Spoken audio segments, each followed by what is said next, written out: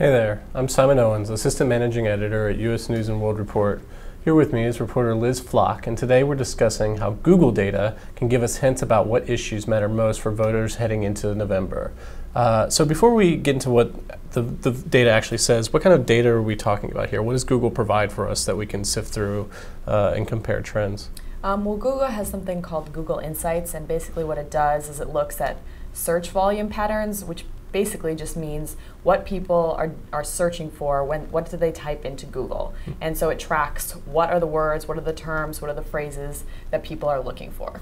So whenever there's a major news event around a specific issue, you can actually see people's search interest go in it, and then you can compare two things together to see what people care about more compared to how they're searching to relative to each other. You can see interest over time, you can see interest in different regions, you can compare one year to another, you can see how interest in something ebbs and flows. So there's a lot of different ways to slice it. So obviously there's a constant news cycle that's going on for the past 2 years over politics. Right. There's a lot of questions of like what actually emerges and becomes important in voters' minds, especially with Romney, especially as voters have gotten to know him. What are they searching for when they're curious about Romney?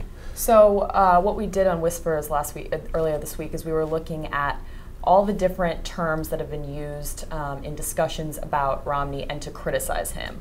We looked at terms like dog on roof regarding the scandal about Mitt Romney's dog that was strapped to the family car. We looked at, Bain, which is Romney's company that has been criticized. And we looked at tax returns and all these different subjects that have been in conversation about Mitt Romney and that the other side has used to attack him. And we also looked at the word Mormon because that's been a big discussion about whether evangelical voters would be okay with voting for a Mormon president. And what we found is that interest in the word Mormon was so much higher than all of these other words that are around Democrats' attacks, and that interest actually has spiked in the last month alone in an incredible way. It's at the highest level that it has been this entire election. And so you think he's actually raising the profile of Mormonism and kind of the electorate's mind? Absolutely. I mean, what this data shows is that more people are searching for the word Mormonism than ever before over the past year.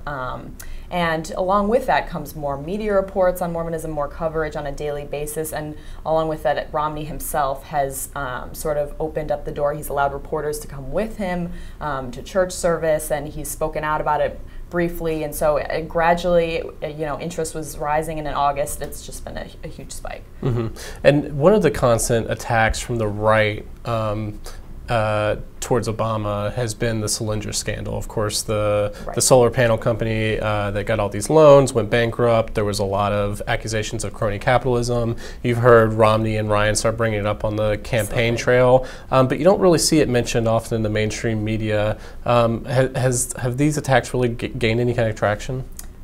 So looking at media reports, you would think that they have traction because Sullinger is covered on a daily basis. A couple of days ago I looked and there were something like 200 reports if you just searched on Google for news reports covering Sullinger. And in Paul Ryan's acceptance speech as the VP pick for the Republican Party, he mentioned Sullinger and called it crony capitalism again, I think, or used the word gold-plated connections.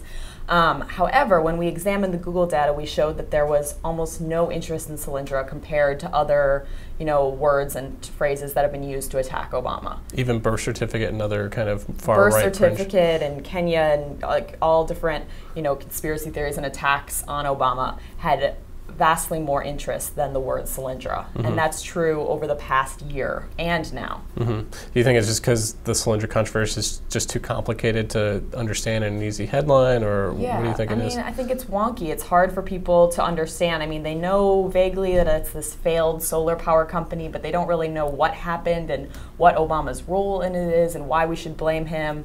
Something like Obama's birth certificate is much easier for people to understand and search for. So.